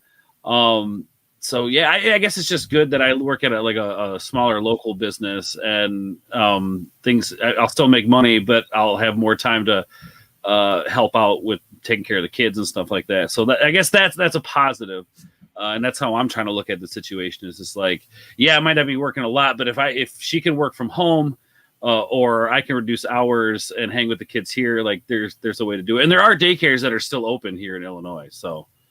Yeah, from a parental point of view, as a parent, my suggestion is do your best to prepare, but remember, you got little people watching you, and they don't understand how to take in a lot of these emotions, especially when mom or dad or whoever their parental figures are, you know, are acting like crazy fucking fools. And that's not the best thing to do, especially if you got kids. I mean, you got to take that into consideration because that's going to scare the fuck out of a kid. And that's, you know, and I sat down with the older kids the other day and kind of said, do you guys know what's going on? No, not really. And I tried to explain the most appropriate, best way that I could explain to them, you know, how germs work and whatnot, without getting into too much of the, you know, where did it come from details. Just like, this is what's kind of going on. We're going to be hanging out at the house a lot more. So I guess we're streaming Fortnite, you know, that sort of thing. Like just trying to keep them positive and understand that, like, yeah, this is the thing. And this is just kind of how life's going to be for a while. And then just moving right into activities to keep their minds off of it. But you're right. You know, it's how you handle the situation. These kids they're a product of their environment. You know, they learn what they see. And you got to be an adult about it. You know, you absolutely have to be an adult about it. Yeah. We've got a $2 super chat from Rosetta Allen as she gets out of here. She says, "Bless you, Ryan, you idiot. Gotta go, hugs." Well, thank you, Rosetta. I do appreciate that. And a lot of people talking about kind of what's going on in their worlds and what's getting canceled for them. OG Star Wars talking about her yoga studio. Last Jedi's talking about his niece calling it crony virus. And, you know, I have kids too. And the one who's old enough to understand, I basically thought he only needed to really know one thing. And every time I ask him about it, he says the same thing. I said, "What do you know about the coronavirus?" He says that it doesn't affect kids. And I think that is one of the very big reliefs out of this whole situation is that, you know, kids aren't really in danger. They're going to carry it and they're going to spread it, but they're not in any danger, which is, I think, really a relief to everyone. I mean, because as a parent, I mean, the image of what could possibly be is first, like, forefront. You know what I mean? Like, nobody wants to watch their children suffer. So I think you're right, Ryan. That is very much, I guess, if you're going to look at this as a positive thing, it is good that the kids aren't necessarily affected by it. Yeah. Now, and one of the things when we were talking about toilet paper and hand sanitizer, stuff like that, all these people hoarding it and selling it on eBay, I do think that's kind of disgusting morally. Oh, yeah. But at the same time, like, all right, toilet paper, like we kind of talked about, isn't a necessity. You know, it's just not. The one thing that if people are hoarding that I could see legitimate reason to get involved is things like baby formula. Oh, yeah. That was a big topic yesterday. Yeah, that is anybody that does that's a fucking scumbag, obviously. Oh, a total dirtbag. I don't ever want to have to meet them on the street because they ain't walking away. I tell you that much. Yeah, so that's just nasty. But yeah, we're gonna see. Let's hope, and I do think that I think for us here in America, I think we are a little bit ahead of it because of what happened in Europe. We see what's going on in Italy today. It's just really taking off in Italy, unfortunately. For us, we seem to be about a week behind everything, but we're taking these steps. Hopefully we'll slow the spread here in America, at least, and hopefully everywhere around the world, we can kind of get a hold on this. Because obviously we are talking about how it's affecting pop culture and entertainment and all those things. And that's because that's what our YouTube channels are about. At the end of the day, there's a lot more important things than when and where Mulan is going to be released. So hopefully we can get a hand on this thing and it doesn't get too bad. Yeah, Mulan does have a plausibility of getting tossed onto a streaming service. Obviously, Disney Plus, if they do. A few more smaller projects, just because they want to, get their money back as soon as possible. So they see it as a better deal to sell it to Hulu or Amazon or Netflix or something like that, or throw it on one of their own streaming services, then they'll do that. But that's going to be a very far and few between. And again, like I said, it'll have to probably be something they work out with the theaters. Now, the other problem, though, that we didn't touch on that could become an issue is piracy. Because you have a problem is, like I just said before, a lot of these movies coming out in the next few months are already ready and done, or they're damn near done. So that means people within certain departments might have copies of these movies, and people are not going to want to wait this long. And then, like, some guy's going to be like, "Hey, I got a copy of Fast and Furious 9. You want to watch it? Sure. Hey, let's put it on the computer." And the next thing you know, it's all over the world. You know, and that's one thing that I'm sure that the studios are very scared of happening right now. So it could get rocky. It could get dicey. We could see a lot of that happening. I don't encourage it, obviously, but it does happen. Yeah, it's a world that we've never seen before. What's going on in our lifetimes? All professional sports canceled. All public gatherings canceled. Worldwide. Not even 9/11 was it like this. I mean, there was some crazy panic that day it all happened, but it wasn't even like this, man. Yeah. To be fair to 9/11, I think the thing with the panic of 9/11 was people had a lot less knowledge and ability to know what was going on because there wasn't any information out there. This at least is something you can prepare yourself for, and I think that's kind of what Ryan was just saying too. Is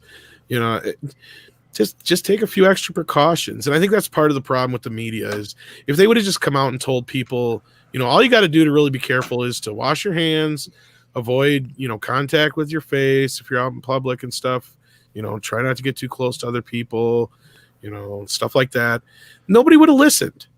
Because I'm like, oh, I do that shit anyway, which most people do, but a lot of people don't without thinking, just like in the media's defense, though, there is one problem here, and that is now we know a little bit more thanks to Italy, but the numbers that we got from China were completely unreliable. So basically, when this thing first hit in Italy, people started you had 200 people dying in one day. We didn't know anything. We didn't know the rate of infection, didn't know the mortality rate, really didn't know anything, because China were worse than useless. Right. Well, that's a totally different kind of aspect. Yeah, exactly. Of this, And that's a thing to keep in mind here. So now we know that the best thing that you can do is basically, those people who are terrified of germs and everything, do like them. Right now in this moment they are right. that's the thing, and even then you're not completely safe, but that's the best you can do as a precautionary measure. That's pretty much it. And also in response to the 9/11 things, I kind of see the difference in a way, because however horrible 9/11 was, it was an attack on America, on American soil. Those planes weren't infectious. Right, and like I said, nobody had any knowledge of what really for even a couple days what the hell happened, let alone what could happen still and stuff like that. That's a completely different situation than this. And I'm not trying to downplay the problem at all. Right, it's the shock value of 9/11. It happened suddenly without any warning, whereas this is, at least with China have been talking about it since December of last year. Yeah, they knew about it since then. So that's when. Well, and that's one thing I loved about your video today, Andre. Is I think they do need to be held accountable for a lot of this. Oh, great video, by the way. Oh, thank you. And I mean, I hate to say it at this point, but maybe that's one place that a lot of the other countries that have been affected financially need to start turning and looking. But I don't think the media will do that. I think you're right in your video that they're too afraid of the stigma and being called an ist or a phobe. So but here I really think it's time to take a stand. This has happened before. And to be clear, like you said in your video, it's not the Chinese people.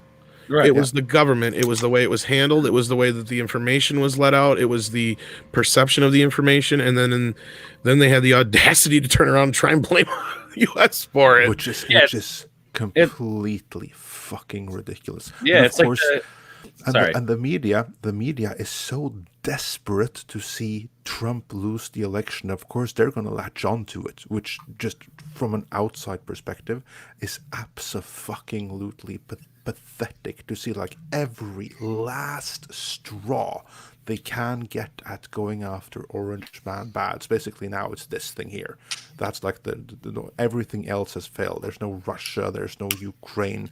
Now it's Corona. And now it was your fault even. That's insane. I mean, this in a world where, people are buying baby formula and selling it at ridiculous prices. Yeah. Doesn't surprise me that, it's like it's like the guy who doesn't tell somebody that they've got the STD and gives it to them. You know what I mean? You got to be responsible about it, man. You can't push it under the rug and hide these things from people, because then this happens. Yeah, exactly. But still, I stand by that it's really important to hold China accountable for the very simple reason that if no one does, if the media lets China get away with it, if politicians, if world leaders lets China get away with this, it's going to happen again, and it's going to be worse. And just for that reason alone, to prevent that, one needs to hold China accountable. So any politician that refuses to do so, nothing I can do. I don't have a vote in the States or anything, but I will make a note in my own country who here tries to obfuscate the issue and say, no, now is not the time for pointing for those people don't get my vote. Yeah, and there's no doubt, especially as you start to see what's going on in places like other places of the world, Italy, Iran, things like that. when you're seeing the infection rate and the fatality rate. So just today, I think there was another 600 deaths reported in Italy. So they're up to 25,000 cases with 1,800 deaths, 2,300 people recovered. Look at China; they had 80,000 cases with 3,000 deaths. Something is not adding up in China.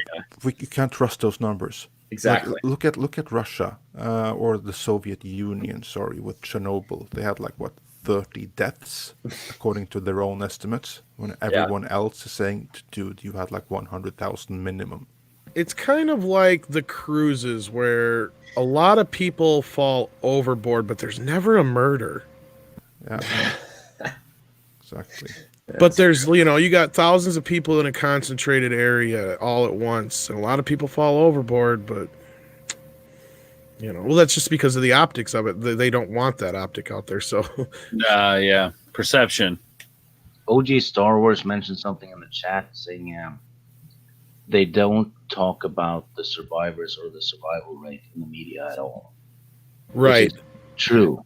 Yeah, as a matter of fact, somebody said today, I think it was the county official that was speaking on my part, it's like we don't count the success rate. We count the number of infected. We don't count we count the people who are currently infected, not the people. But there's a reason for that. There's a reason for that in that? their defense again. And that again, this has everything to do with China, that we cannot trust the numbers that we get from there.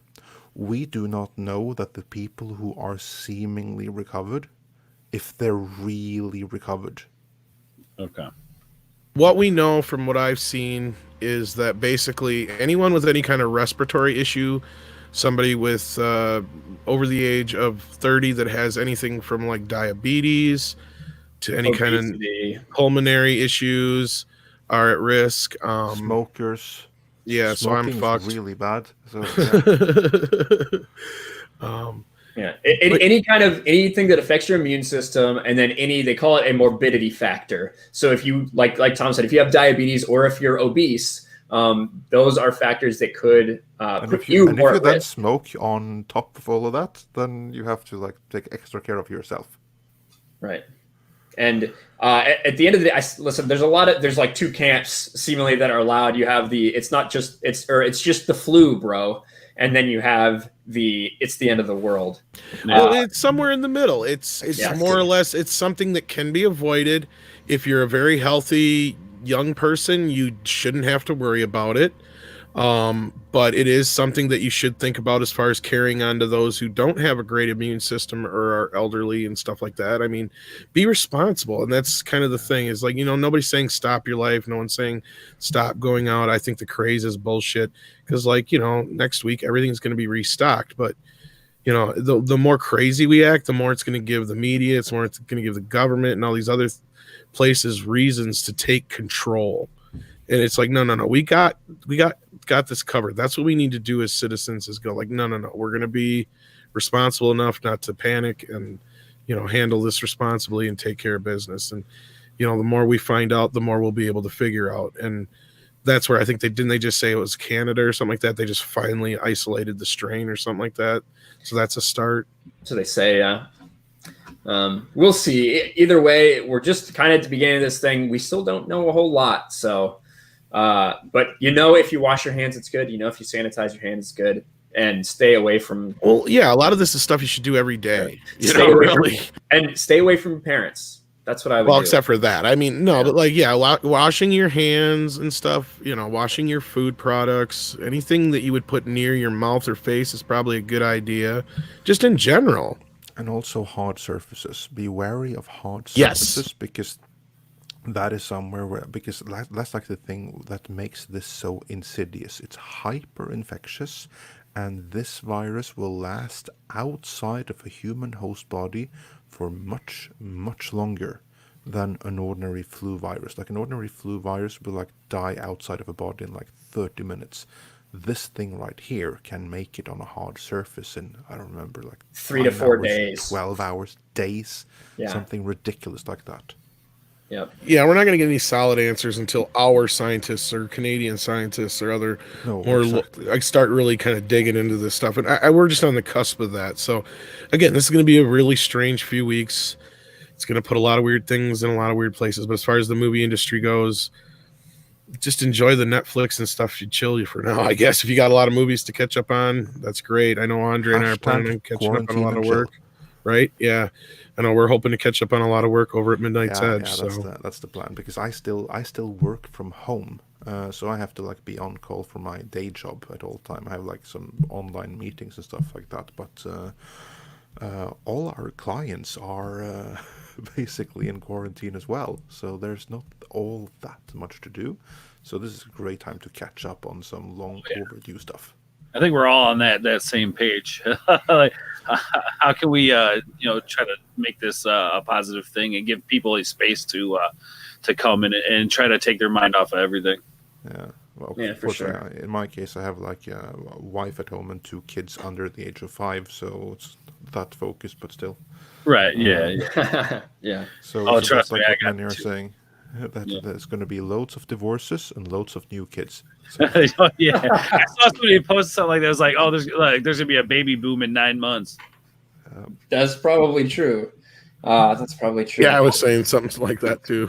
We're gonna have should call Corona them babies. the Coronials. Coronials, I like that. There you go. Oh That's God! pretty good. Here first, folks.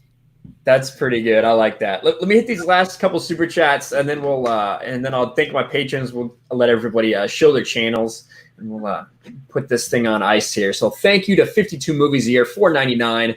The problem with our news is they can't set their agendas aside for 1 minute and just give the best information they can. It's unforgivable. I think that's true, and I think a lot of people are just seeing straight through that. And they really see them for what they are, because that is disgusting. Thank you for that super chat.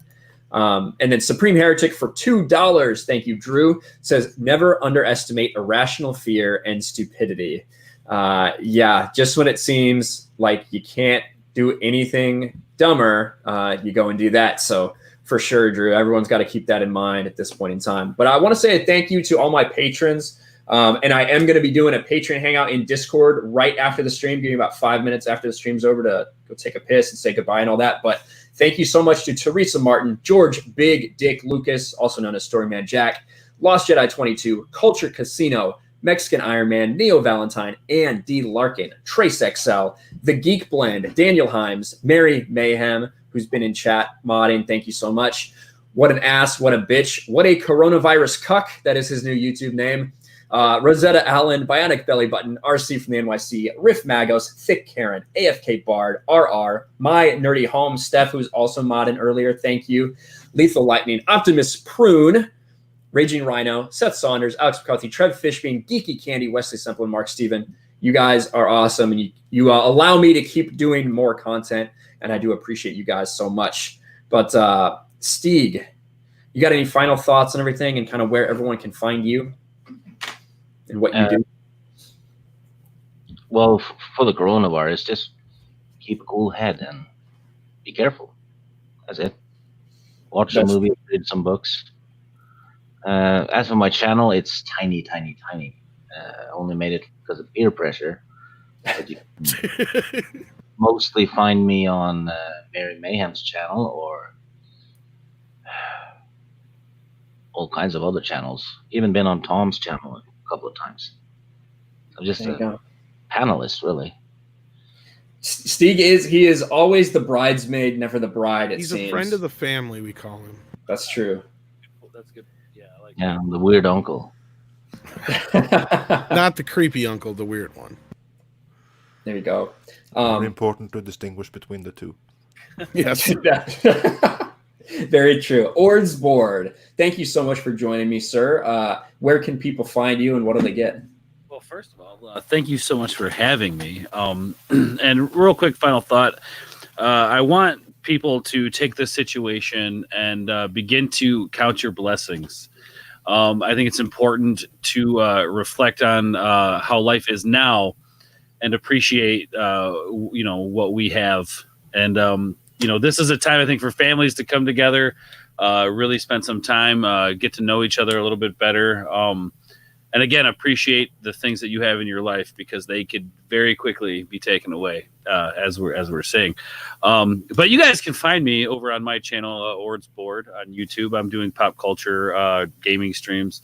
It's just a place for people to come and hang out and have fun, pretty much. So, and on Twitter as well. So, and again, thank you, Ryan, for having me. And this is a great panel. We got a couple of great guys here. So thank you so much, man. Yeah, absolutely. Thanks for coming, man. A little bit short notice. I do appreciate it. And then Tom and Andre, obviously you guys really need no intro. I'm sure everybody knows who you are. But Tom is over on Midnight's Edge After Dark. I talk to Tom pretty often. We always seem to be on the same streams, and he's always very willing to come on. And I appreciate you coming on today, man. It's because, unlike people may think, because we don't agree on a lot of shit, we actually kind of like each other, which is weird, but yeah. We do tend to have very, very opposite opinions on a lot of things. It's kind of funny, but we end up talking a lot. It's almost like we don't all think the same. How crazy. Shocking. Yeah, what a shocker. But yeah, to go off of what Ord said, yeah, definitely enjoy some time with your family now. I'm sure there'll be a lot of Corona babies born, or whatever, 9 months, and it'll be interesting to compare the birth rate to the murder rate from people being stuck. It's fired about the suicide rate during. I can't live with you anymore. Yeah. Yeah. And not to make too much light of that, just just to be goofy. But no, yeah, we try to do our best work over at Midnight's Edge with all seriousness, and like we said earlier, definitely we try to get to the bottom of everything and do our best to bring you guys out there listening the most extensive and best coverage we can, right, Andre? Yeah, that's always what we try for. There you go. You guys are legends. Yeah. That's true. And Andre, if your first time on my channel, it's been an absolute honor, sir. Thanks for that surprise and stopping by. I really do appreciate it. Well, awesome. Thanks for having me. Always a pleasure to be able to drop by. And that's actually one good thing with the Corona thing. Now I don't have to be at work in 6 hours from now, so I can stay up a little bit later. So that works pretty well. So thanks for having me. And for those of you who don't know me, you can find me over at Midnight's Edge. And I did an editorial on this whole Corona thing, which many tell me it's worth checking out. So please do that and check some other videos out as well. And the final things that I would say to everyone out there is that right now is a time to cooperate with the requests that you get. If you are right now told to stay inside and blah blah, this is not the time to say it's against my rights. And no, right now just cooperate and be willing, and think of not just yourself but others in your community.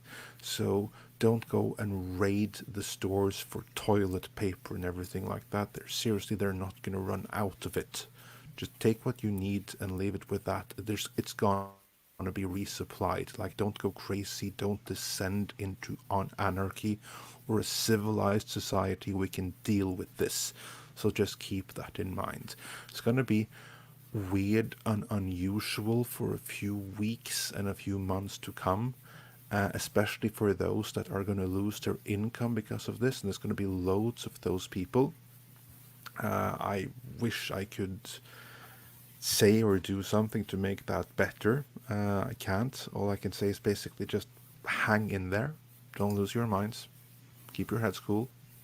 And this too shall pass. There you go. We've been through a lot worse than this as human beings, and we'll definitely get through this. So thank you. As the British said in World War II, keep calm and carry on. Exactly.